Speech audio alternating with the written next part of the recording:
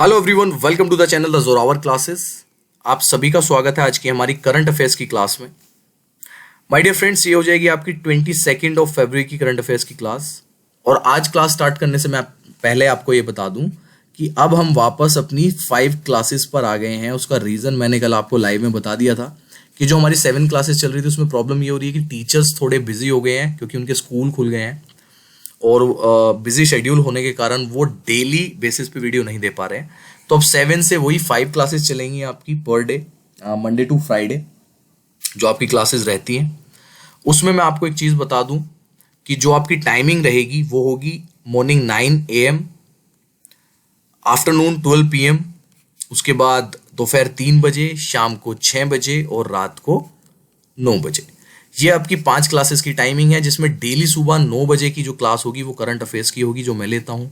उसके बाद 12, 3, 6 और 9 वाली जो क्लासेस होंगी वो ऑल्टरनेट चलती रहेंगी, कभी किसी सब्जेक्ट की कभी किसी सब्जेक्ट की, जो हमारा KVS, PRT और TGT में सब्जेक्ट्स आते हैं।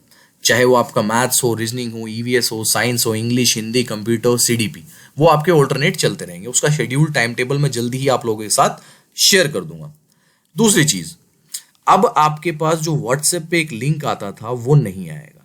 व्हाट्सएप पे जो हर वीडियोस का लिंक आता था वो अब आना बंद हो जाएगा आप लोगों के पास।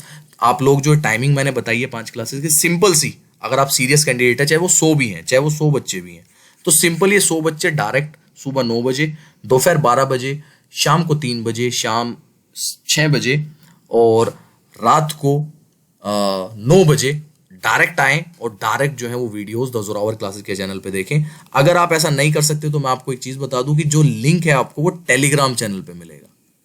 ठीक है, लिंक आपको टेलीग्राम चैनल पे मिलेगा। आप सिंपल सा अगर टेलीग्राम चैनल का लिंक देखें तो नीचे आपको डिस्क्रिप्शन में मिल जाएगा, the Zorawar classes for KVS preparation के नाम से, तो आप वहां से उसको ज्वाइन कर सकते हैं। ठीक है, लिंक आपको सिर्फ टेलीग्राम चैनल पे मिलेगा, व्हाट्सएप पे नहीं मिलेगा। मैं फिर से रिपीट कर रहा हूं, जो व्हाट्सएप पे लिंक आते थे वो नहीं मिलेंगे, सिर्फ टेलीग्राम चैनल पे मिलेंगे। ठीक है, चलिए फ्रेंड्स, आज का अपना सेशन स्टार्ट करते हैं। सबसे पहला क्वेश्चन लेते हैं।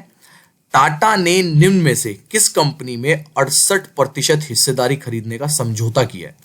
ये आपका इंपॉर्टेंट क्वेश्चन है, स्टार क्वेश्चन है आज का। Tata has entered into an agreement to buy 68% stake in which of the following company. और ये उन्होंने फैसला किया है कि बिग बास्केट में वो लोग 68% हिस्सेदारी खरीदेंगे। बिग बास्केट आपको पता होगा एक ऑनलाइन ग्रोसरी स्टोर है जहां पे ऑनलाइन सामान मिलते हैं।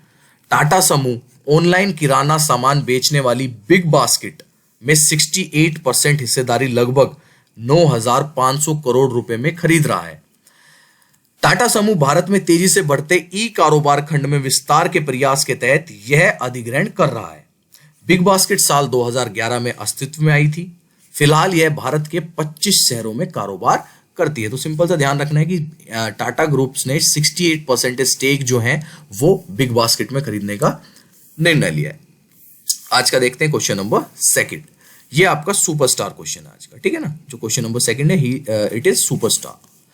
भारत की ओर से किसे अंतरराष्ट्रीय सौर गठबंधन, दैट्स मीन ISA, का नया महानिदेशक नियुक्त किया गया है? Who has been appointed as the new Director General of International Solar Alliance on behalf of India? और ये हैं आपके अजय माथुर। ठीक है, अजय माथुर इसका आंसर है। ये आपका सुपर इंपॉर्टेंट क्वेश्चन हो जाता है। भारत के अजय माथुर को अंतरराष्ट्रीय सौर गठबंधन के अगले महानिदेशक के रूप में नामित किया है। वे उपेंद्र त्रिपाठी की जगह लेंगे, जिन्होंने 2017 में महानिदेशक के रूप में कार्यभार संभाला था। महानिदेशक का कार्यकाल 4 साल का होता है। अजय माथुर वर्तमान में नई दिल्ली स्थित the energy and research institute के प्रमुख हैं। तो भाई इंपॉर्टेंट क्वेश्चन बन जाता है आपका कि अगले ISA के अंतरराष्ट्रीय सौर गठबंधन के महानिदेशक कौन होंगे? वो हैं आपके अजय माथुर। उससे पहले कौन थे, ये क्वेश्चन भी आ सकता है, तो वो है आपके उपेंद्र त्रिपाठी जो 2017 से थे।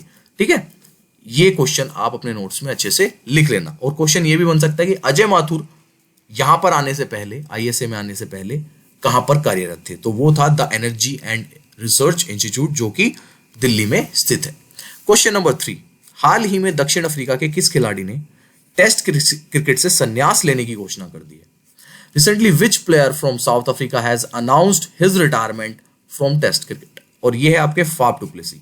ये क्वेश्चन थोड़ा सा इंपॉर्टेंट इसीलिए हो जाता है क्योंकि फाफ डु प्लेसी जो है आपके एक बहुत ही मेन प्लेयर हैं रहे हैं साउथ अफ्रीका की टीम में, और उन्होंने टेस्ट क्रिकेट से संन्यास लेने की घोषणा कर दी है। दक्षिण अफ्रीका के पूर्व कप्तान फाफ डु प्लेसी ने टेस्ट क्रिकेट से संन्यास लेने की घोषणा की है। फाफ डु प्लेसी ने दक्षिण अफ्रीका के लिए 69 टेस्ट मैच खेले हैं, उन्होंने उसमें 118 पारियों में 40 की औसत से 4163 रन भी बनाए हैं। उनके नाम 10 शतक और 21 अर्धशतक दर्ज हैं।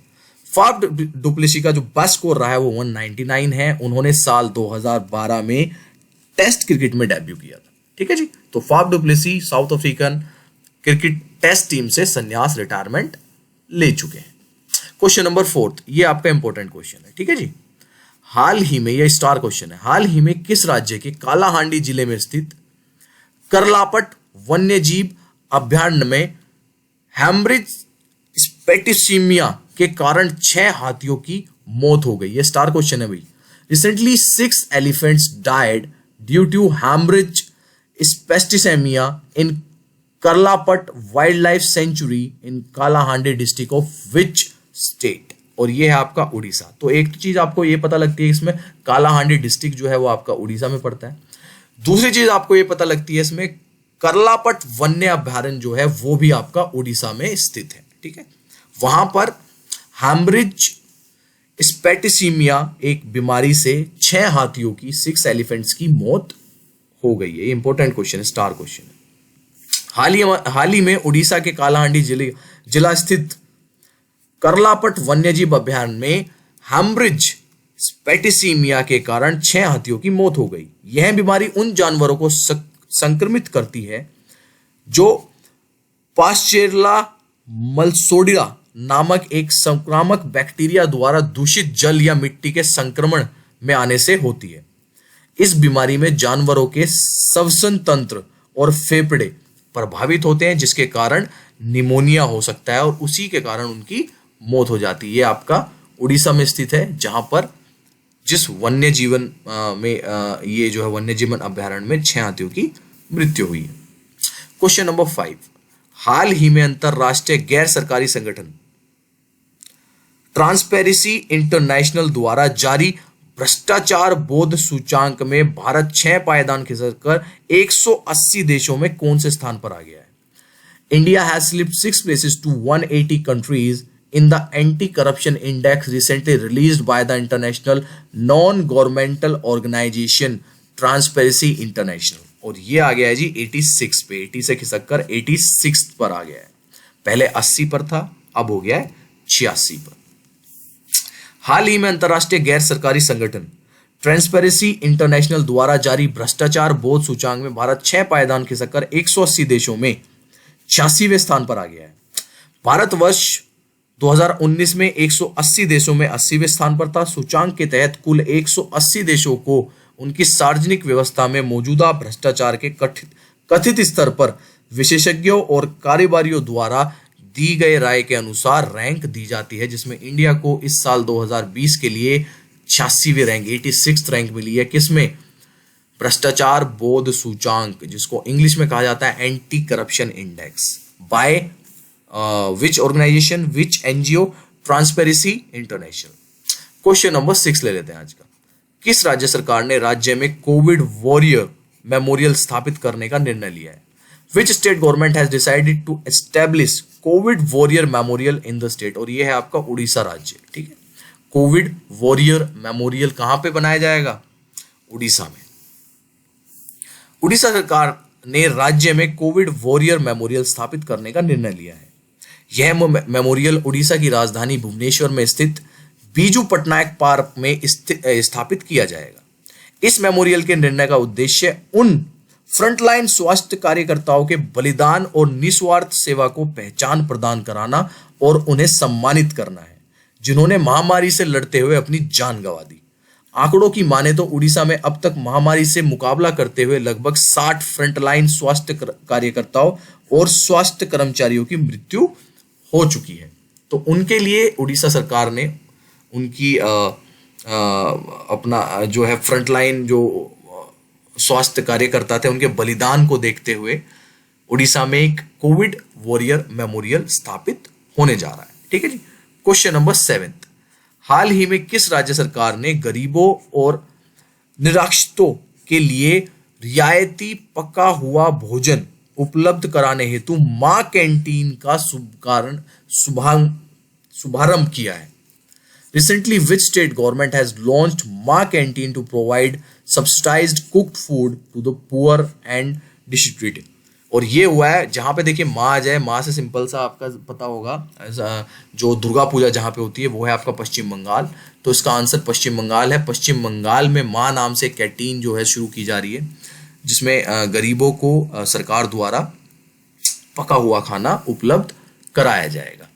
हाल ही में पश्चिम बंगाल की मुख्यमंत्री ममता बनर्जी ने 5 रुपए की मामूली लागत पर गरीबों के लिए रियायती पका हुआ भोजन उपलब्ध कराने के लिए मां कैंटीन का शुभारंभ किया है। इस नई योजना के तहत राज्य सरकार कैंटीन में प्रति व्यक्ति भोजन के लिए 15 रुपए की सब्सिडी देगी, जबकि लोगों को 5 रुपए का भुगतान करना होगा। इस माह की शुरुआत में मुख्यमंत्री द्वारा प्रस्तुत किए गए बजट में इस योजना के लिए 100 करोड़ रुपए आवंटित किए गए हैं। एक अच्छा स्टेप मैं कहूंगा ममता सरकार की तरफ से गरीब लोगों के लिए, लेकिन मुझे पता है कि ये सिर्फ एक इलेक्शन प्रोपेगेंडा है, इलेक्शन आ रहे हैं इस वजह से लिया गया है। ये चीजें इन्हें हमेशा पहले से करनी चाहिए, तो अच्छा लगता है ऐसी चीजें सुन के हमेशा। क्वेश्चन नंबर 8, प्रधानमंत्री नरेंद्र मोदी ने किस राज्य में महाबहु ब्रह्मपुत्र योजना का शुभारंभ किया है? ये आपका सुपर स्टार क्वेश्चन है, बता रहा हूं मैं आपको।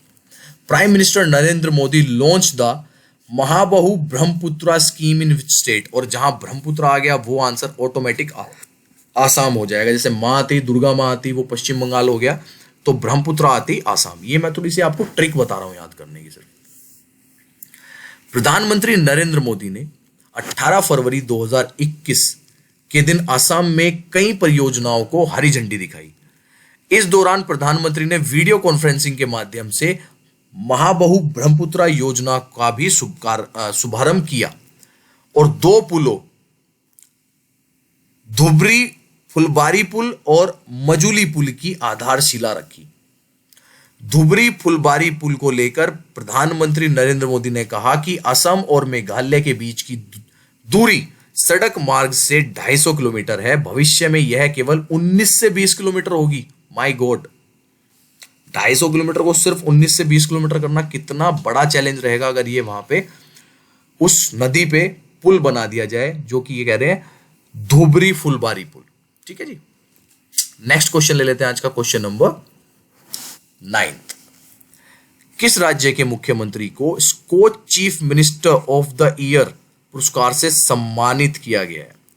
विच state's chief minister has been awarded the Skoch chief minister of the year? और ये हैं आपके आंध्र प्रदेश के मुख्यमंत्री, उन्हें इस सम्मान से सम्मानित किया गया है। आंध्र प्रदेश के मुख्यमंत्री वाई.एस. जगन्नाथ मोहन रेड्डी को Skoch chief minister of the year पुरस्कार से सम्मानित किया गया है। यह पुरस्कार आंध्र प्रदेश के तडेरपल्ली में व्यक्तिगत रूप से अध्यक्ष स्कोच समूह समीर कोचर द्वारा सीएम को प्रदान किया गया है। पुरस्कार चयन विभिन्न राज्यों में परियोजनाओं स्तरीय परिणामों के अध्ययन पर किया जाता है। तो भैया याद रखना है आपको, Skoch chief minister of the year का पुरस्कार जो है आंध्र प्रदेश के मुख्यमंत्री वाई.एस. जगन मोहन रेड्डी को दिया गया। यह आपका super important question, super star question. ठीक है जी। चलिए आज का ले लेते हैं last question, question number 10। Tokyo 2020 Olympic संचालन समिति का अध्यक्ष निम्न में से किसे चुना गया है? Who has been elected as the chairman of Tokyo 2020 Olympic steering committee? और ये हैं आपके शिको हाशिमितो। अब शिको हाशिमितो को याद कैसे रखना है? टोक्यो में हो रहा है, टोक्यो का मतलब जापान में हो रहा है, जापान में आपके नाम सारे ऐसे ही होते हैं, शिको हाशिमितो इस टाइप से होता है ना सारे। आपका नाम कुछ एक गेम भी चला था जिसमें आपका नाम मैंने देखा था, मेरा कुछ मोमोशी चुटा ऐसा कुछ बन रहा था। तो सिंपल सा याद रखना है, शिको हाशिमितो जो है आपके चेयरमैन होंगे टोक्यो 2020 स्टीयरिंग कमेटी के। ठीक है, जो कि 2022 में होना है जापान में। जापान की ओलंपिक मंत्री शिको हाशिमितो को टोक्यो 2020 ओलंपिक संचालन समिति का अध्यक्ष चुना गया है। शिको के ऊपर इस बार के आयोजन को सही तरीके से आयोजित करने की जिम्मेदारी दी गई है। हाशिमितो प्रधानमंत्री योशिहिदे सुगा की कैबिनेट में ओलंपिक मंत्री पद पर है। उनके पास लैंगिक समानता और महिला सशक्तिकरण से जुड़े विभाग भी हैं। उन्होंने 3 ग्रीष्मकालीन ओलंपिक 1988, 1992 और 1996 तथा 4 शीतकालीन ओलंपिक 84, 88, 92 एंड 94 में हिस्सा भी लिया था। देखिए कितना अच्छा चीज है, मतलब जिस आदमी ने ओलंपिक में हिस्सा लिया हुआ है उसी को आप उसका चेयरमैन बना रहे हैं, उसी को आप मंत्री बना रहे हैं। ये मजा आता है सुन के। ये चीजें, ऐसी चीजें जापान वगैरह जैसी कंट्रीज में हो सकती है। सही है जी। So these are the top 10 questions for today. आप लोगों के 10 क्वेश्चन ये हैं। अब आपकी जो क्लास होगी अगली वो 12 बजे होगी, जैसे कि मैंने बताया था कि अब 5 क्लासेस चलेंगी आपकी पर डे। तो अगली नेक्स्ट क्लास जो होगी आप उसे देख सकते हैं, क्या होगी वो तभी देख लेना जब भी पता लगेगा। शेड्यूल आपका अगले हफ्ते भर में मैं बना दूंगा और वो आप लोगों के साथ शेयर कर दूंगा टेलीग्राम चैनल पे। ठीक है जी। चलिए एवरीवन, टेक केयर, बाय।